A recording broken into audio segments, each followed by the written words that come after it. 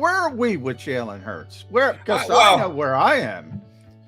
But he's beyond the backup goalie at this point. I think that he's frankly wowed me, to be honest with you. All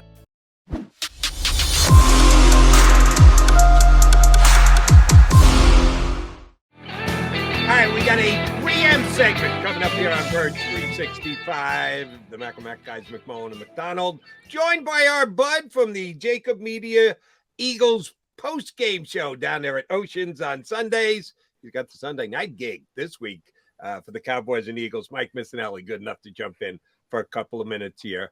MM, how have you enjoyed your time down there at Oceans? It's been a fun time. I had to miss last week because I got hit with this COVID. So unfortunately, I couldn't be down there last week. But it's really exciting down there. I mean, there's so many people that are invested in the results of the game that are behind us. It kind of gives the show a lot of life. So we're having fun doing it.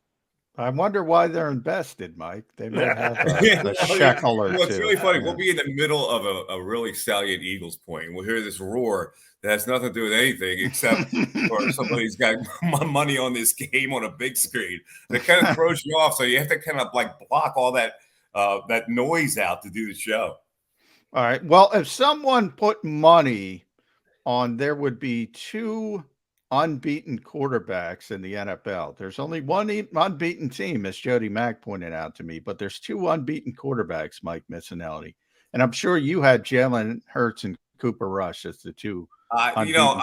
Cooper Rush came out of nowhere for me. So, you can kind of believe that Jalen Hurts, you looked at the schedule and you go, okay, if he evolves, then maybe they could be undefeated. That's what's really happened. The Cooper Rush thing is interesting to me, John, because they've kept it pretty simple for him. And he hasn't thrown an interception. A running game has helped that a lot. I think they've been strategical in the way they've used that kid. But, it's like, I don't know. I keep going back to this backup goalie theory. Eventually, the backup goalie, hits a wall. And I'm thinking that maybe this guy's eventually going to hit a wall, and hopefully it's this weekend, because I look at the line is astronomical for this game in favor of the Eagles. Yeah, I mentioned that earlier, Mike. I use VegasInsider.com, which has been very good to me for a long time. They opened this game at -1. Eagles were only a 1-point favorite. Now I'm banking on that all being Dak Prescott could play. When it became rather obvious that Dak wasn't playing, it went to 6. You don't see a line move 5 points from -1 to -6. That just doesn't happen. Yeah, those lines get my attention too, Jody, when it happens like that. So it really is interesting. That's great respect for the Eagles, but I don't think it's great respect for the quarterback. I think people are just waiting for this kid to hit some kind of a bad streak, and he's a journeyman. I mean, let's face it. So that line tells me Eagles solid in this game. But, there's two dynamics to this game. It's whether this banged up offensive line right now can withstand what they're going to throw at them. They've pressured the quarterback very well. They've got four sacks or +5 on turnovers, whatever it is. To me, that's the key, whether they're going to be able to hold off Micah Parsons and DeMarcus Lawrence in this game. You mentioned the backup goalie theory, Mike. Does that hold true for the Eagles as well? Where are we with Jalen Hurts? Because I know where I am.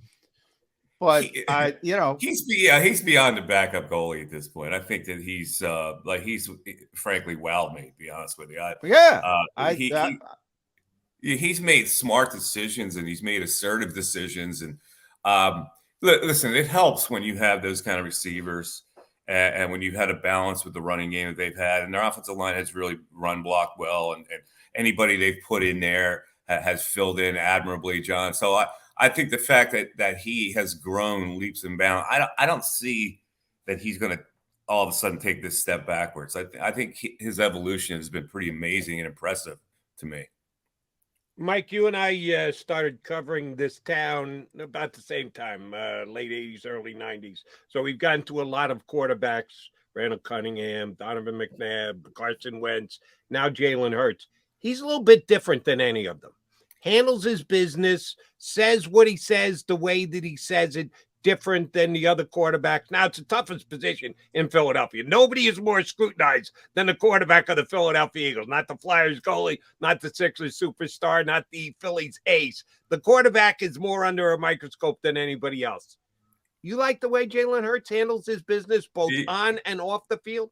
At first, I didn't, Jody, because I thought he was like too ultra serious, and I'm like real skeptical of these guys that are ultra serious because they're trying to convince themselves to be serious. But I think with him, it's kind of genuine. I mean, he's smart, and that's one thing I really didn't take that much into consideration when I was evaluating. He's a smart guy. I'm watching some highlight film. He knows exactly when to get down, when to avoid a hit, and like he's thinking in his head all the time about I compare him to Carson Wentz. Like Carson Wentz has no idea how to be smart as a quarterback. And this guy has really figured it out, what he can't do, what he shouldn't do, what he can do. It's really pretty impressive to watch, to be honest with you. And he's thrown listen, he's improved measurably throwing the football. I didn't see that at all. I didn't see it in college. I didn't see it when he played early on with the Eagles. He's figured something out, and I give him a lot of credit. I was a skeptic, but like right now, I look at the guy, I go, I can't be a skeptic. He does everything that they need to be done with this offense. Mike, if there is a path for the Cowboys this week, it probably is with the defense against the Eagles' banged up offensive line. You're a Penn State guy, so Micah Parsons has turned into perhaps the most dominant defensive player in the NFL. He's dealing with a bit of a groin, but Jordan Mailata's banged up. We're going to see. I don't want to see Jack Driscoll against Micah Parsons. I think Jack has done a tremendous job filling in, but this is a week you need Jordan Mailata back. DeMarcus Lawrence is a very good player. Dante Fowler kind of fits in as a pass rusher. Can Micah Parsons wreck this game? Yeah. There's no question he can wreck the game right for that reason that you just said. They've been fortunate that these guys have come in. Now, a lot of that goes to Jeff Stoutland. He's just a pretty amazing offensive line coach. He's got everybody ready. But, when you're coming in against a premier player like this, it's going to be interesting to see if they can hold it off. The counter to that, though, is Hurts. And the way he can dance out of there, make plays, and just break their spirit. So it's going to be – it's like a give and take. You got to see, first of all, whether Parsons does go crazy. The other thing is whether Hurts can contend with that. I think the Eagles are superior in every way right now to the Cowboys. I think the line reflects it, and I think a hometown crowd on Sunday night is really going to help them. I don't see the Eagles falling here. You mentioned the hometown crowd. The Eagles, in one way, have had a little bit of an extra boost in that they've had almost 5 home games. 2 at their place, but 2 on the road where they've taken over the stadium from the other team's fans, which has been pretty damn impressive. I'll give them that. The only real home game they've had was, and they had the home game in the deluge that was against Jacksonville. So they had the home game against the Vikings. How loud can this crowd get on Sunday night? I think it's going to get crazy. It's funny. It's on the heels of this Phillies thing, too, which is like everybody's gacked up in this town. It's good. Listen, it's Dallas week. I as a sports talk guy all these years, I always tried to downplay that Dallas week thing because I thought, well, Jody, I always thought that Eagle fan base gave Dallas too much credit. Like I loathe the fact that the Dallas was so much on our minds here that we were obsessed with them, and the fact that the matter was their franchise wasn't that viable all those years of being obsessed with them. So the Dallas week I've always tried to downplay as they're not special, but I was doing that for a reason. But it still is what it is. Let's face it. And on a Sunday night, a big stage like that, this fan base is going to be crazy.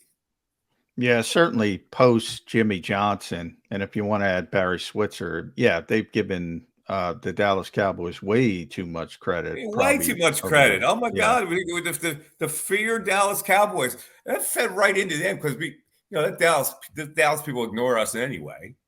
they're all about, we're not a rivalry with you guys. The Giants are more of a rivalry with us. It used to really tick me off. So my counterplay was, I ignore you. True, and the Cowboys have just not been to Super Bowls, and the Eagles have gotten one in the W column over the last X amount of years.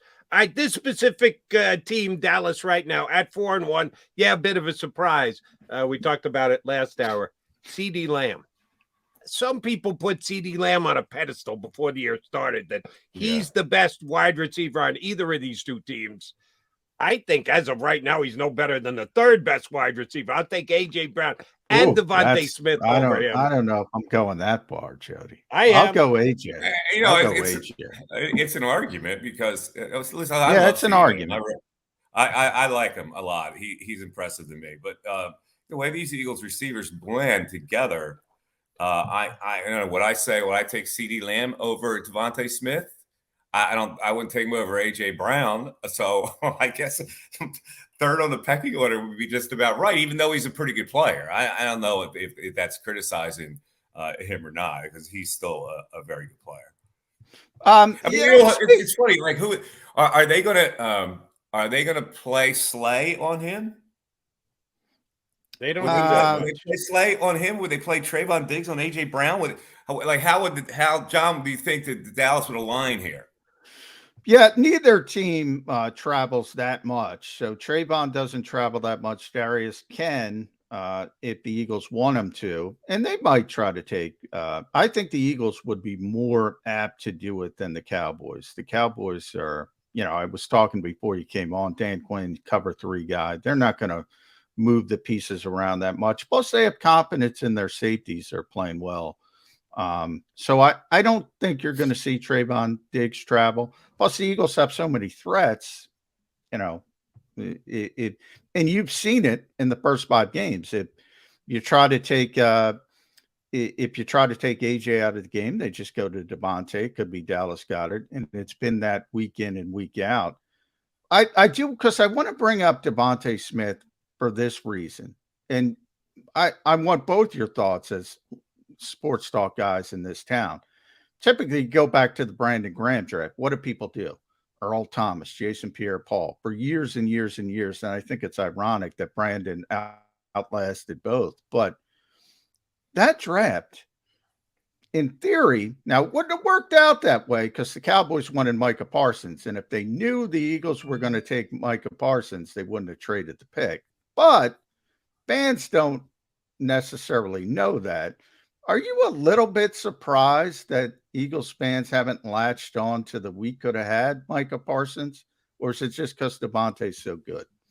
I think Devontae has a lot to do with that, John. I think, when you have a player of that caliber, you're not thinking of the guy that you lost and lament the guy that you lost. Now, obviously, if Devontae Smith was Jalen Reagor, you would have that conversation every day. But I really think it's mitigated the whole situation, because they really. But as good as Devontae is, and I love Devontae as a player, as good as he is, he ain't Micah Parsons. That's kind of the point. He's not. He's still a good enough player where you wouldn't think of lamenting the loss of Micah Parsons, I think. Yeah. So I think that's the whole thing. Like, if he wasn't as dynamic as he is, then you know how people are here. They would absolutely latch on to that concept. The guy, this is a famous town for the guy you didn't take. Yeah, I mean, exactly. We were obsessed with it. Oh, and there are a lot that merits that, continually beating it with a stick, that they made the wrong pick. But here's the other factor of this game, and I got to get it, because I do the show with Seth Joyner, obviously. And when you do a show with Seth Joyner, Blitz, Mike, Blitz. It's unbelievable. He gets spitting mad when the defensive coordinator is not aggressive as Seth thinks he should be, and it's hysterical. We sit there and just laugh at anymore. So it'll be like, I think last week he was afraid to pressure Kyler Murray, and but this is a different story, and I'm wondering. He had some well-timed blitzes last week. Yeah. I'm wondering if this mindset changes with Cooper Rush as the quarterback, and he does get a little more aggressive in this game. By the way, I was just asking John about the flip side. that I think Dallas might go the uber aggressive route this week, because the Eagles basically trust their front five, and they're going to keep their five. They never keep a back in. They never have Goddard chip. He's usually split out. So they say, we're protecting our guy with five. And if anything comes, we'll have faith in him that he'll dance and get out of the way, maybe turn it upfield, make a play, or if not, extend the play. If Dallas goes uber aggressive, they might be able to get home on the Eagles on Sunday. Seth Joyner will like it because it's aggressive, but he won't like it because it's the Cowboys. I think they're the team you got to watch out for. They might, but the risk there is Hurts can burn you in a situation like that. Cooper Rush can't burn you in a situation like that. So if I'm a defensive coordinator, I probably do get more aggressive with that guy. Yeah, and by the way, statistically, guys, the Eagles blitz more against Arizona than anybody else this season. But they were blitzing for a different reason. They were blitzing to sort of keep Kyler Murray under control, very focused fashion, rather than just pinning your ears back and going to get the quarterback. So it's kind of how you do things. But yeah, I love Seth. I love the bet. It's always aggression. It's Mike. We're standing here with the number 4 ranked defense in the NFL. Now it's still a small sample size. It's 5 games, but you know, you have the 2nd ranked offense. You have the 4th ranked defense. The special teams we should complain about. But I do think a lot of people lack context in that this is the modern NFL. It's difficult to play defense. There's 32 teams. You're 4th. That tells me they're pretty good on defense. Am I crazy? Good. They're good. You know, it's when I looked at this, I looked at it. They added necessary pieces. They needed guys to play in certain positions. They did that. I always look at it like, well, okay, that's good to fill in the position. Can they blend to become a cohesive defense? They've done that so far. I think the front 4 has really stabilized them and allowed other guys. Their corners have been really good, and they throw guys in there now like Josiah Scott and Epps. They haven't really missed a beat. And normally, you know, in the past, you've seen when you have to play backups, you get raked, and they have not. Now, again, this is we looked at these 2 games, the Arizona and Dallas. All right, they're finally going to play better teams. Now, they took one out in Arizona. I know a lot of people were freaked out at the end of that game, but you know they were pretty much in control. So here comes the other team that is supposed to be tough, and they're a 6-point favorite in the game. So, like I say, they're good. I can sit back and say they're good. Now, all right, can they win the Super Bowl? Who knows? I didn't have that thought at all coming into this year. But you know, you're looking at a team. Nor now should you have. And that Jody did. Who did? Jody. Well, you were looking for value, though. So I give you credit. You picked the Philadelphia Eagles to be in the Super Bowl. You did? Yeah. Absolutely. Yeah. Well, that's pretty impressive. You know, this is good. I could see. Can they be 10-0? Oh yeah. I mean, that's ridiculous. And it is helped by the schedule. I get it that it's helped by the schedule, but I'm looking at who's better than them right now. Well, who's good though, Mike? I mean, nobody's really good. Now, somebody has to come out of the NFC and be in the Super Bowl, J-Mac. Somebody has to get there. They're not going to change the rules and go, well, you know, the AFC is that much better. So why do we have 2 AFC teams in the Super Bowl? They're not changing the way they do it on the fly. No, somebody's coming out of the NFC to be in the Super Bowl, and I think it could be the Eagles. Well, I agree. At this point, I'm in too. I usually laugh at people that go to the Super Bowl this early in the season, but I look at it, I go, oh wow, I guess like who are they overmatched with at this point? Yeah, nobody. Well, not and the that's NFC. the people talking about the schedule. Yeah, before the season, we thought the Giants were awful. Well, they're 4-1. I'm one of those people. I still don't believe in the Giants. The Cowboys are 4-1. All of a sudden, the NFC East, the number 2 seed right now in the NFC is Minnesota. The Eagles waxed them. Yeah. So who can they play to these critics and say, oh, that's a good win?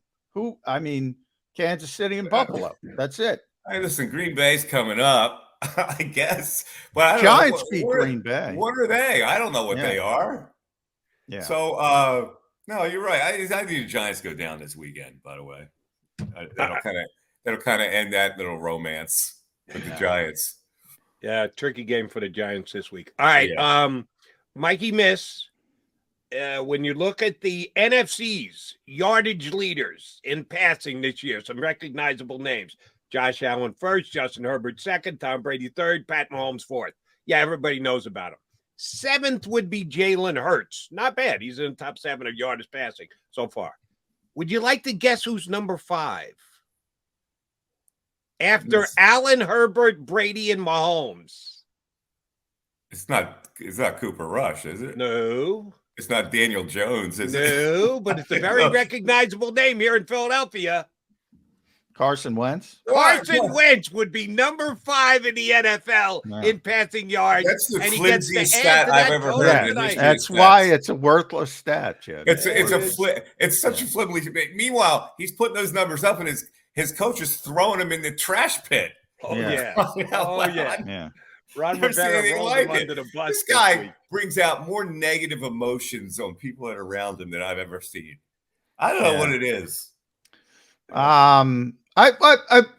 Okay. Jody brought up a stat that's kind of, as you pointed out, the head coach just said, threw him under the bus. Here's the one I've gotten this week, Mike. So I want to run this by you. I've started getting this. Jalen Hurts doesn't throw passing touchdowns, and that's a problem. Why is that a problem? Who cares other than fantasy football players? Why would anyone care? This is the second ranked offense. Okay, they run it in typically. It's still 6 points last time I looked. Why does it matter the aesthetics of the touchdown? It doesn't matter to me, John. It's a good point. I think what people look at is the strike touchdown. Getting close is one thing, but when you throw for like a 28-yard touchdown pass, like they haven't seen that from him. They see it from other quarterbacks. So probably that's why they back off a little bit. But you're right. But if their offense is good enough to get down there and run the football in, what's the difference? He's had to make some completions to get to that spot. Is the way I always look at it.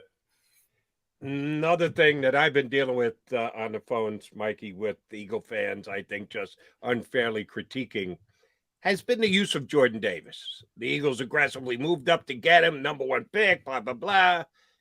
Every time he's in there, in the limited amount of snaps, he seems to make a play. Why aren't they playing him more? Why isn't he in on every snap? I don't know. For some reason, listen, I always look at it like they know more than me. They see him in practice, whatever. And at this point, they're just a little afraid of him for whatever reason. And so they'll pick their spots with him, and they think that's the right way to handle it. So I'll defer to them, but I have the same thought. He looks like a dominant player when he's in there. Now, maybe they think he can't be a dominant player for consecutive plays or a lot of plays, and they see that he's not in that kind of shape where they can really rely on him on a regular basis. I don't know what it is, but I'm not there, and they have coaches. Well, it's not the first time we've questioned a coach's use of a player, right? And I always go, they must know more. I mean, you go back to the who was the wide receiver who was great in practice, and they go, what? Paul Turner. Why didn't he play more? Like guys or the guy from Old Dominion whose name escapes me. Travis Fulgham. Yeah. And there's always that guy, but I go, they must see something I don't. Here's where I'm with you, but I'm against you, Mike. I'll second guess a coach and usage and the like, but then you got to check the results. And Jordan Davis is like ranked as one of the best defensive tackles all 5 weeks that he's played so far. If the results aren't there, then I'll go, well, then they're wrong and I'm right. But the results are there. He's grading out well. Eagles defense is grading out well. It sounds like, to me, they got their finger on the pulse of how to use them. Yeah, I don't know. If you grade out really well in 5 plays, that's a small sample size they're probably looking at and say, well, if I played in 15 plays, he wouldn't grade out that high. I don't know. I don't know what it is. It's a good point, though. I think he'll eventually be a very important he's got a role right now. He's a run stopper. And they're 5-0. So I go, all right. Well, I can't sit here and complain why Jordan Davis isn't playing. Well, Brandon Graham is playing less than he ever has at 34, coming off the Achilles tear, but he's also playing as well as he ever had. I think part of that is because they've limited his reps, the depth they have. Jordan Davis, and the same thing to a lesser degree with Nakobe Dean, because you have certain fans saying, why is Nakobe Dean not on the field? Well, TJ Edwards is playing like TJ Edwards. Kaiser White's playing well. So why the impatience, Mike, with young players, especially when you're 5-0 and the veteran players are performing at a high level? No, that's a question for Jody. Why are you impatient, Jody? All right, yeah, go ahead, put it on me. I'll eat it. That's Jody's impatient. I'm not hearing from a lot of fans that are impatient. Understood. All right, Mike, last one for me. And readily admit that this is a fluid situation. It's something that changes on almost a weekly basis, but that's what we do as sports talk guys, and we deal with it on our phones and the like. On a scale of 0 to 10, 0 being, why the hell is he still here? 10 being, yeah, that's how many year contract extensions you should get. What kind of a grade you giving Howie Roseman for the offseason he's had this year up until the 5-0 record they go into the Cowboy game this week with? I'm always reluctant to go all in on him. And go all in, Mike. Go all in. Yeah, I guess I don't have a defense right now. I mean, there have been so many mistakes he's had to cover up, but he's covered it up well. So I guess if you're 5-0 and you're a 6-point favorite on a Sunday night against the Cowboys, I've got to give him at least an 8. Right? Yeah, he pushed all the right buttons this offseason as of now. Yeah, I've always been reluctant to go all in, but the way he's filled in things and the way he's covered up for mistakes, we have a tendency to forget the mistake when everything's going well, and everything's going well right now. So I'm at an 8. Yeah. That's a fair grade. Now it could go up or it could go back down depending on how the game goes. All right, you kind of told us you're leaning this way. Eagles going to win this week against the Cowboys. The number is up to 6, which it started at 1 and went to 6. It should be close to that. Might be a little heavy right now. What do you read into the line? Do you think? I read that. That's a total Eagles line. Okay. I'm stunned by it. It's so easy to take the Cowboys in 6 that I always go the other way. When it's too easy, it's a trap. I need the Eagles win and cover. And it seems that's the way the line is played all week. Mikey, great stuff. Appreciate you coming on board. It was funny because it was like that last night with the Phillies. I looked at the Phillies and I go, Wheeler, the Braves are minus 140 with Wheeler going. Yeah. And the way that game played out, I'm going, okay, it's probably, and then, you know, something happens and Braves win going away. The line never lies to you, Jody. Well, you know what? You know what I thought last night's line was? Braves can't lose 2 in a row. So we got to make the Braves a favorite because when the Phillies got the first one, probably coming out with Wheeler. Well, minus 140 with Wheeler got my attention. I went, wow, I can see 125, 140. Yeah, I hope that's a different sport. Mike. That's Phillies 365. We'll talk about it. There you go. Mikey Mitz, always a pleasure, buddy. Give our regards to Mr. Yeah, good luck reeling in said joiner on Sunday night if the Eagles aren't aggressive enough. There's going to be some blood talk. Yeah, I can't fight it. Fighting him is it's like an immovable force. You just can't. You go. All right, whatever. I'll let you go. Go ahead. I'm not going to challenge you. Mikey, thanks for coming on Counterpunching with us today. Appreciate it. All right, guys. Take care. Thanks, Mike Missinelli, part of the outstanding JAKIB Media YouTube show, post-game show down at Ocean.